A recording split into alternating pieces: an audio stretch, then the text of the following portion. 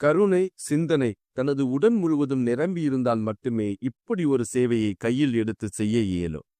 சகிப்புத்தன்மை, பொறுமை, அன்பு, அரவணைப்பு தனது இரத்தத்திலே ஊறியிருந்தால் மட்டுமே இப்படி ஒரு சேவையை தம்மால் செய்ய இயலும்.